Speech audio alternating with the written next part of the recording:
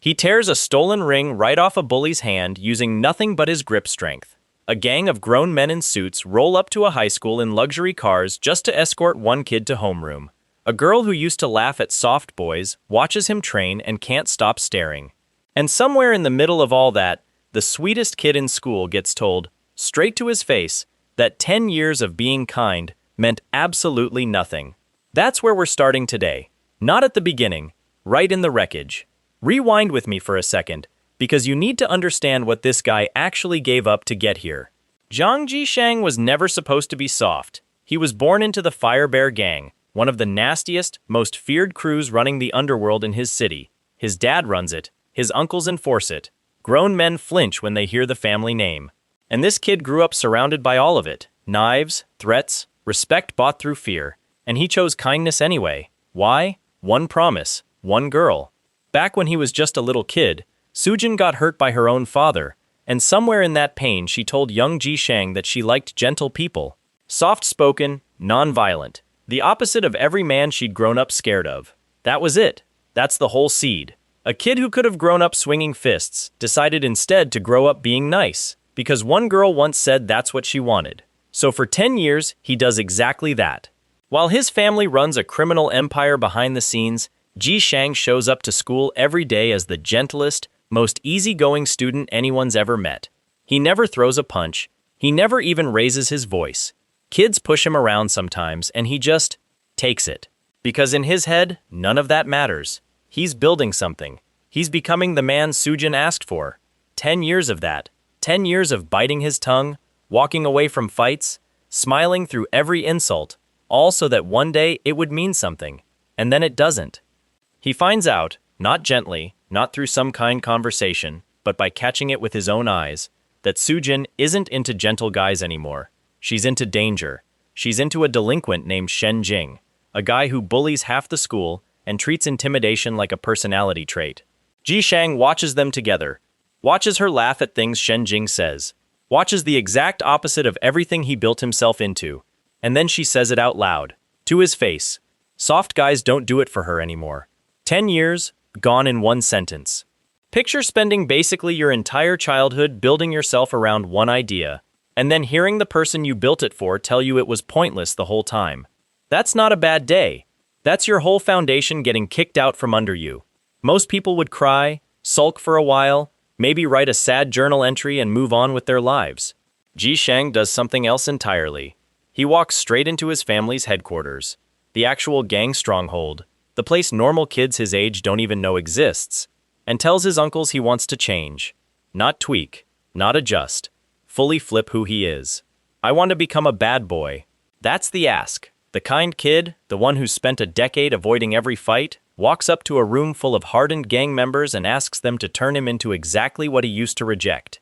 And here's the twist nobody at school sees coming. His uncles are thrilled, absolutely delighted.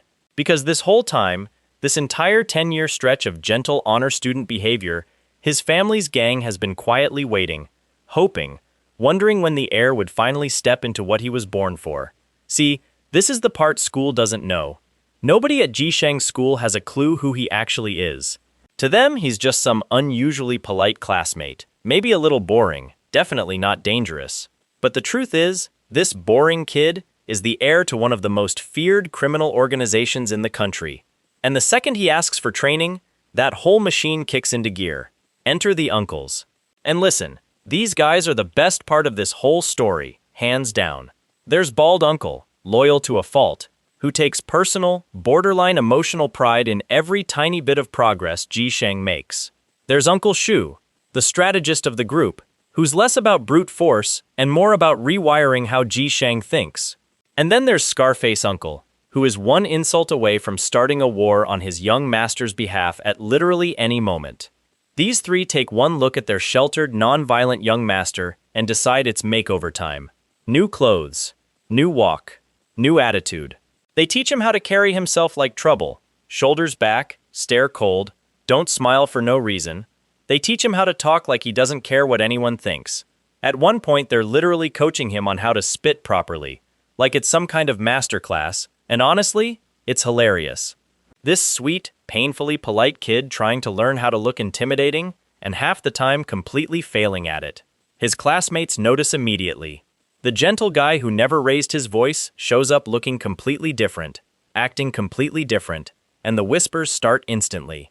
He pulls away from Sujin, doesn't explain himself, just stops being that guy for her. And while he's out there trying to learn how to be someone dangerous, fate throws him directly into his first real test.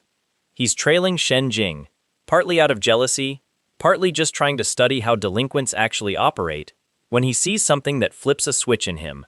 Shen Jing is trying to drag Li Ji, another girl from school, toward a hotel, not asking, not giving her a choice, just pulling her along. And Ji Shang, this guy who's spent a decade avoiding conflict at all costs, doesn't hesitate. He grabs a stone and throws it. First throw accidentally clips Li Ji instead. Rough start, honestly kind of embarrassing. But the second throw finds its mark and drops Shen Jing flat. He gets Li Ji out of there. Doesn't ask for credit, doesn't make a big deal out of it. Just makes sure she's safe. And Li Ji? She starts looking at this guy completely differently after that. The rumor mill at school paints him as some kind of fake nice guy now, but the girl who was actually there knows what she saw. Someone who didn't think twice about stepping into danger for a stranger. That night doesn't just plant a new relationship, though. It costs him something valuable. His family ring, a piece with way more meaning than its price tag suggests.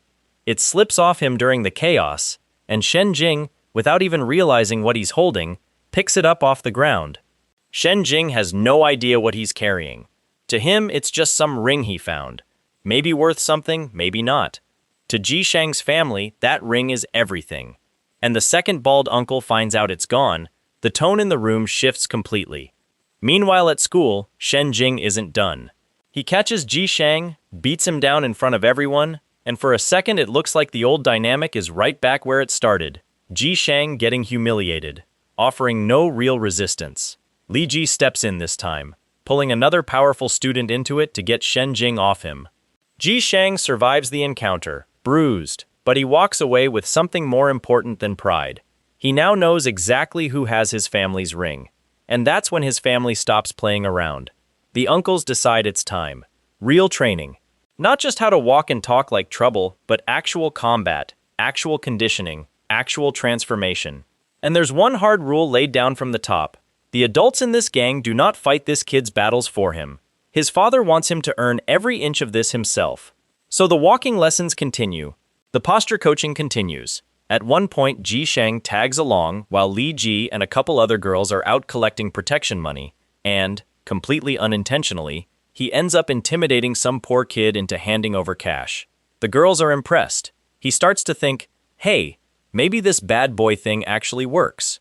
Bald Uncle is watching this whole thing unfold from a distance, practically glowing with pride, convinced his young master is a natural. And then Bald Uncle spots something that makes his blood boil. Shen Jing, casually wearing the missing family ring like it's just some accessory. He can't touch him. Orders from the top. All he can do is watch and wait. Then school throws another wrench into things. A teacher demands Ji Shang bring a guardian in for a meeting. You'd think that's a boring administrative errand. It is not. The three uncles practically fight each other for the honor of attending. Bald Uncle wins, and he does not go in looking like a normal guardian. He shows up dressed like he's about to run the whole city, coaching Ji Shang the entire walkover on how to move like trouble. The second he steps into that school, the dean nearly has a heart attack. Doesn't know he's looking at a low-level enforcer, just assumes he's staring straight at a hardened criminal. Bald Uncle uses the meeting to quietly confirm, through a lie Ji Shang tells about the ring's location, exactly what he already suspected. The ring was stolen. He also picks up on something else while he's there. The teachers barely have a handle on the bullying happening under their own roof. And after his visit, every staff member at that school suddenly treats Ji Shang like he might be one wrong word away from starting an incident. Shen Jing, completely unaware how much heat is circling him, decides the ring might be worth real money and starts looking for a buyer. Back home, Uncle Shu isn't done pushing. He tells Ji Shang it's time to build real confidence, meaning he needs a win, even a small one, against someone weaker than him. Problem is, Ji Shang can't stomach the idea. He ends up reluctantly intimidating the same kid from the protection money incident, gets the desired result, and then feels sick about it afterward. That guilt says everything. He might be changing his appearance, his walk, his attitude, But underneath all of it, he's still the same kid who hates hurting people.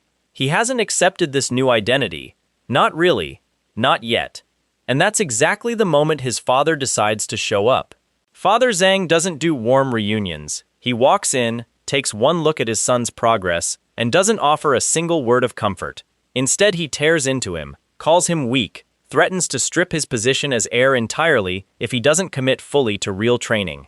Here's the gut punch buried in that conversation. Father Zhang has been waiting 10 years for this. 10 years, hoping his son would finally step up and accept what he was born into.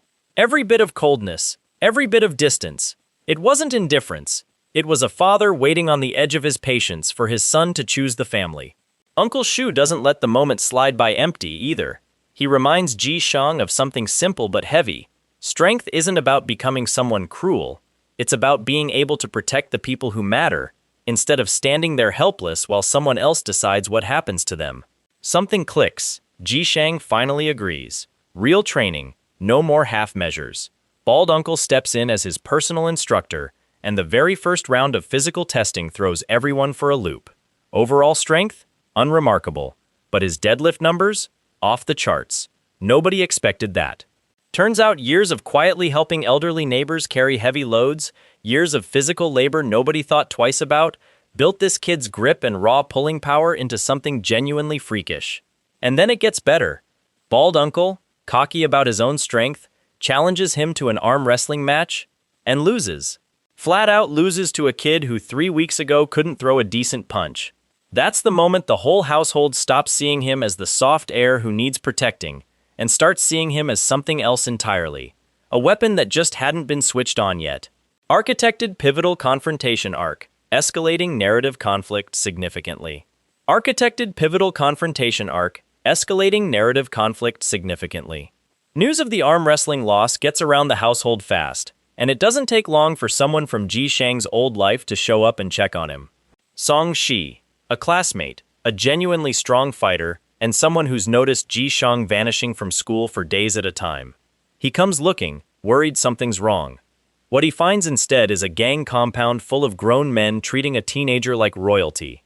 The uncles clock him the second he walks in, and for a tense minute they're convinced he's a threat, some rival sent to scope things out.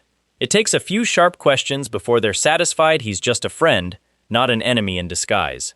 Once that's settled, Seong Shi gets pulled into something he didn't sign up for, a sparring match with the guy he thought he knew. And what he sees rattles him a little. This isn't the kid who used to flinch and back down from every confrontation.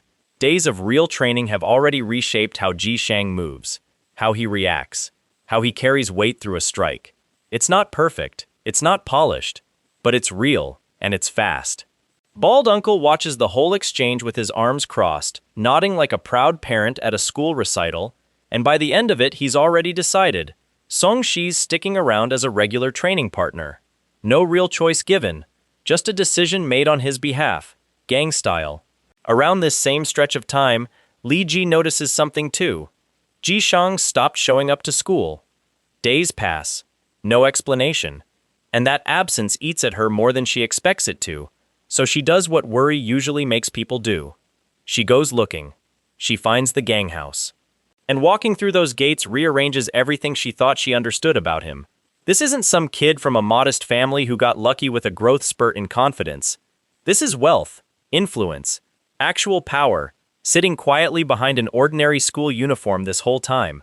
She watches him train from a distance for a while, watches the sweat, the effort, the way he pushes through exhaustion instead of quitting, and whatever attraction was already building in her only gets stronger watching it.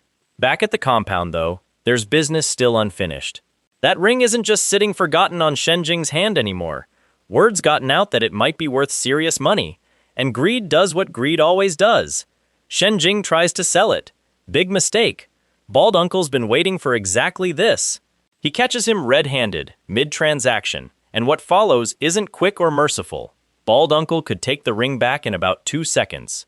Instead, he decides Shenjing needs a lesson he won't forget. He forces him to keep the ring, won't even let him hand it over right there. Shaves his head on the spot, strips him of any illusion of control over the situation, and delivers one simple, chilling line. The real owner is going to come collect it himself. Shen Jing walks away from that encounter humiliated, bald, and with a ring he suddenly wants nothing to do with but can't get rid of. The countdown to that final confrontation is already ticking. Meanwhile, back at the compound, something quieter and warmer is happening. The uncles catch Ji Shang laughing. Actually laughing, easy and unguarded, with friends around him. Not performing, not forcing confidence. Just genuinely present in a way he hasn't been in a long time. Small moment, huge deal to the people who love him. Training keeps grinding forward, and eventually the day comes. Ji Shang walks back into school, and he's not the same kid who left it. He's not loud about it, he doesn't need to be. He walks in with a different kind of stillness, the kind that used to belong entirely to guys like Shen Jing, and he goes looking for him before the first bell even rings. Shen Jing sees him coming and immediately clocks something off. This isn't the soft target from before. And then it hits him. Actually hits him. That the guy who threw those stones weeks ago, the guy who ruined his hookup, humiliated him with a rock to the head, is standing right in front of him now, asking for the ring back. Shen Jing doesn't hand it over politely. Of course he doesn't. He swings. It's over embarrassingly fast. Ji Shang doesn't dance around it, doesn't toy with him. He overwhelms Shen Jing completely, and when he finally grabs his wrist to take the ring, he doesn't ask twice. He just closes that freakish grip strength around Shen Jing's hand and tears the ring loose. Bald Uncle, watching from nearby, steps forward and does something he's clearly been dying to do. He acknowledges his young master out loud, in front of Shen Jing, in front of everyone close enough to hear. No more hiding what this kid actually is. And then the gang stops holding back entirely. The next morning, luxury cars roll up outside the school, dozens of subordinates, an actual procession, delivering one teenager to homeroom like he's some visiting dignitary instead of a student. It's the kind of moment that should feel like a victory lap. And for about 5 minutes, it kind of is. Then the whispers start. Because here's the thing about revealing you've secretly been a gang heir this whole time. People don't process it as, wow, he was strong all along. They process it as, he was lying to us. Every gentle thing Ji Shang ever did over the past 10 years gets recast overnight. Not kindness anymore. A performance. A mask. Sujin hears the rumors and starts to believe them too. Even some of his old friends start whispering the same thing, that the nice guy routine was fake from the start.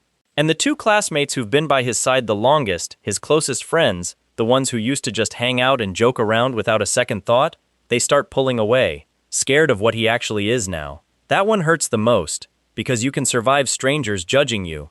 You can survive an ex who moved on.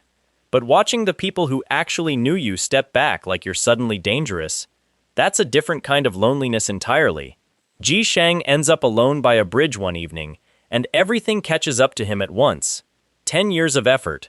A love that rejected him. A reputation destroyed the second he finally found strength. He breaks down. Li Ji and Song Shi find him there, and they don't try to fix it with speeches. They just stay. Sit with him in it. Sometimes that's the only thing that actually helps. It doesn't end there, though. The student council president corners him not long after, pressing him about the gang rumors, treating him like a liability instead of a classmate. And that conversation costs him something he genuinely wanted. His shot at becoming student council president himself. Not because he's unqualified, because people have already decided who they think he is, and no amount of good grades or good intentions is going to change their minds now. Meanwhile, Shen Jing isn't just going to slink off after a humiliating defeat and a shaved head. Another uncle steps in and warns him directly to back off, to leave the young master alone. He doesn't listen. Instead, he starts thinking sideways. If he can't beat Ji Shang directly, maybe he can hurt him some other way. Find the crack in his armor and press on it. And he knows exactly where to look. He reaches back out to Sujin. She doesn't even realize what she's doing when she talks to him. She just mentions, almost offhand, that Ji Shang has always cared more about people than things. That's it. That's the crack Shen Jing needed. And to keep that access open, he reconciles with her. Not because he wants her back, because she's useful now. Around this same time, Li Ji finally stops dancing around her feelings. She tells her friends flat out, she genuinely likes Ji Shang. Not the mysterious gang heir version. Him. But before that romance gets any real room to breathe, trouble finds Ji Shang again. Shen Jing sends 2 of his followers to intimidate him, probably hoping to rattle him, maybe test how far his new strength actually goes. Bad idea. Ji Shang crushes one of their hands with nothing but his grip and takes the other one apart just as easily. Doesn't even break a sweat doing it. Li Ji watches the whole thing, and instead of being scared, she's floored. This is who he is now. Genuinely, undeniably strong. And in that moment, Ji Shang makes a decision that tells you exactly where his head's at. He asks Li Ji to help him identify every troublemaker in the school. Every bully, every delinquent making someone else's life miserable the way his used to be made miserable. She agrees instantly, happily even. And just like that, she's not just the girl he saved anymore. She's his source, his partner in whatever comes next. So here's where it stands. Shen Jing, humiliated over and over, is done playing fair. He's got Sujin back in his corner and he knows exactly what hurts Ji Shang most. Sujin, meanwhile, has no idea she's about to become a weapon in someone else's revenge plot. Li Ji has fully picked her side. And Ji Shang himself is standing at this strange crossroads, stronger than he's ever been, more isolated than he's ever been, and still not sure if becoming the bad guy everyone thinks he is was ever actually the right call. One promise built him, one betrayal broke him. And what he builds next is going to decide everything. That's where we leave it for now. Shen Jing plotting in the shadows, Sujin walking straight into a trap she doesn't see coming, and our guy standing at the edge of a war he didn't ask to start, but isn't backing down from either.